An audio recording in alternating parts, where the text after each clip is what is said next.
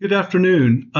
There's been some really interesting additional evidence that has come up very recently associated with the Missy Bevers case. And I wanted to do a little podcast to reflect this additional evidence. And to me, it's very um, supportive of the case that I have made against Daniel Darilek. And if you haven't seen my previous video, it's entitled How I Solved Missy Bevers' Murder. You need to watch that one really before you watch this because it will explain a lot of things. But in my last video, I explained I'd written this to the police years ago, and I said, if you watched him walk, I have no doubt that you would see that he walks exactly the same as the killer. And so let's start off with that. This is new information. Daniel recently posted this just in the last week or two, and it has him walking. You can actually see him walking on his Instagram account, and you'll see that his feet have this gait that's exactly like the guy in the church. And there are men that walk like this. Maybe I don't know, 1 in 50 men maybe walk like this, but um, definitely see that he has this uh, pretty strong outward walk. And even when he stands, this is Daniel standing, you can see that same stance that the guy in the church had. So here's how he stood in the church. Now, Daniel is really into skateboarding. In fact, on his Facebook, he's got this image that says Jesus loves skaters. So and if you watch some of his Instagram stuff, you'll see he loves skateboarding. And I think he was probably injured, and I think that's why he walks like that. Okay. The next really interesting thing for me is Daniel just posted these drawings of his, and to me, and like I said, Daniel had no intention of killing Miss. He didn't know her. He was startled by her and just reacted and made a horrible decision in his reaction. He took the hammer that he had in his hand and he hit Missy with it, according to the police, both in her chest and her head. Now, some people will tell you, "Oh no, she was shot. There was a gun." Well, how they inferred that was that in a police report, it had mentioned there was a gun at the scene at the church. But what they failed to understand is that was Missy's gun. Missy had a gun in her truck, and that's the gun that is mentioned in this police report. But Daniel did not have a gun on him, and the police have said that Missy was killed with puncture wounds from the hammer. And so if you study this image, it's obviously a woman that's in great pain and has these puncture wounds. And now I know that this is depicting maybe something other than blood, but in Daniel's mind, I believe that this image is about the puncture wounds bleeding, and there's even a puncture wound on her chest. And notice in this one, there's a puncture wound to this eye. And now I personally don't know where specifically where Missy's puncture wounds were. I just know there were some to her head and her chest. But if you look in the next image, you'll notice, again, a puncture wound right here that's bleeding. And she also has a wound to this eye. This eye is being punctured. And so, like I say, I have no idea where the puncture wounds were, but if I were to guess, since both of these images have women with puncture wounds to her right eye, I would say that was one of the puncture wounds. And so to me, Daniel's haunted by the fact that he did this, and as any person would be, that was a horrible thing to do. But to me, these drawings that he recently put up at his studio kind of indicate that he's bothered by what he did and what happened. And so to me, this is a strong indicator of him being bothered by that. All right. What's next? Okay, so I wanted to spend a minute and go over the percentages. And let's start with the padding. So Daniel's got these boots that have this padding. And it's the exact same thickness as the padding on the killer's boots. I've done the math. The percentage thickness wise is exactly the same as these boots. And so Daniel has boots with padding that is the exact thickness. Now, if you were to look up dress boots and try to find padding on those on some dress boots that has that same thickness, you'll go through maybe 1,000 boots before you'll find padding that has that exact same thickness. So about 1 in 1,000 men that have dress boots are going to have dress boots with that same thickness of padding. The next little thing is that the killer, you can see, tucked his pants into his boots,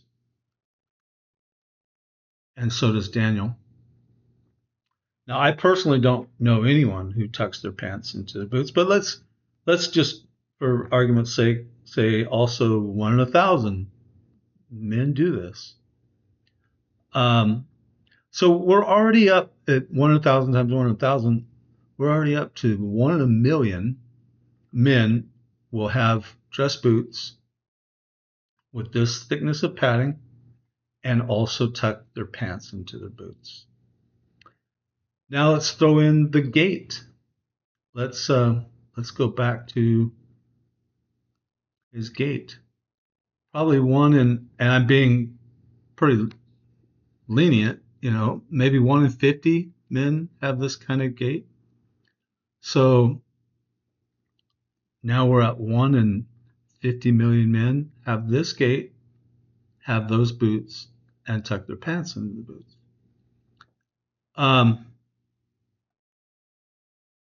Next, now, if you recall from my last video, on the car,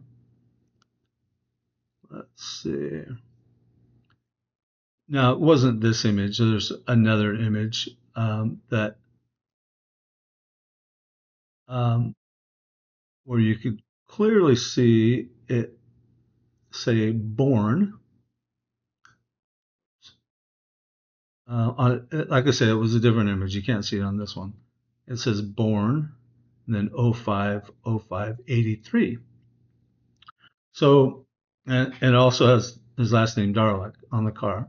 So now we're down to one person on the planet that has the last name Darilek that was born that day, and that's Daniel Darilek. So this is in addition to the 1 in 50 million that has all the other things, but there's just one person on the planet that was born on that day and has the last name Darilek.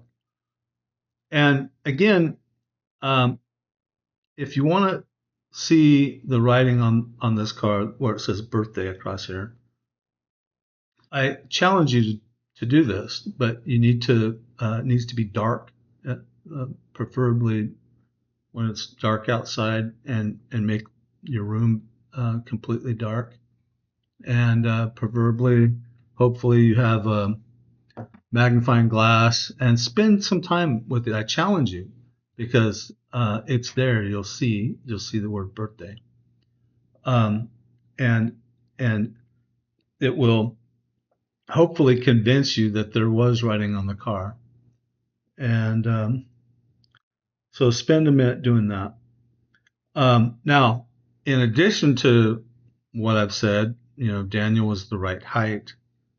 Daniel smokes, had the same jacket, a number of other things. So that's why I'm very confident that this is the guy. Um, there's no possible way it could be anyone else. Let's go to his timeline. This is his birthday, and you can look that up yourself. Um, but like I say, it was also written on the car. And then 2 months after turning 18, Daniel moved from the Czech Republic, moved to live with his dad. His dad's named Henry Darilek, who lives in Houston, Texas. And he likely lived in the Czech Republic with his mom, because his mom's never mentioned in any information providers. You never see his mom mentioned, only his dad, and that's probably because she still lives in the Czech Republic. So that was in July of 2001, and over the years I've looked on these information providers, and that's how I know that. I don't. Unfortunately, over time, they have gotten worse, and so I don't think you'll see that anymore. But at one time, that was listed. And then Daniel attended Tulane University in Louisiana from during these 6 years. And then it appears that he moved back to the Czech Republic for a while, because you'll see images of him with his friends back in the Czech Republic during this time. But in June of 2015, Daniel moved to Dallas, Texas. Now, you can see this is June of 2015. He lived here, but during the murder, he lived here. So during the murder, he lived at this Southwestern Boulevard address in Dallas, Texas. And then a few months after the murder, Daniel moved back to Houston, Texas. And that's pretty common for people who've committed a serious crime. They move away. And so within the last few years, Daniel moved to Hamelin, Germany, and opened a tattoo shop. And you can see a lot of his videos and his tattoos. He's a very talented artist. You can see that on his Instagram. And you can look at his Facebook as well. He's got some stuff on Facebook. So a lot of people are like, oh, it couldn't have been him because he lives in Germany. Well, I don't think they understand that people can move. I mean, it's like saying Ted Bundy couldn't have killed women in Washington because he was caught in Utah. Well, he moved. And so Daniel has moved uh, around quite a bit. And so um, recently, the police chief in Midlothian, Texas, gave a press conference, and he kind of mentioned Missy's case in a way. Um, he commented and he said that um, for a successful prosecution, you have to have evidence to place someone at the crime scene, and I think I've shown evidence that would place Daniel at the crime scene. Um, and then you also have evidence that concludes that they committed the crime. Now that's what we don't have. That's what I want. That's why I wrote this years ago, hoping that they would um, go look at his shoes and jacket and tools. Um, in fact, um, one thing that I had wanted to mention was this image. Um,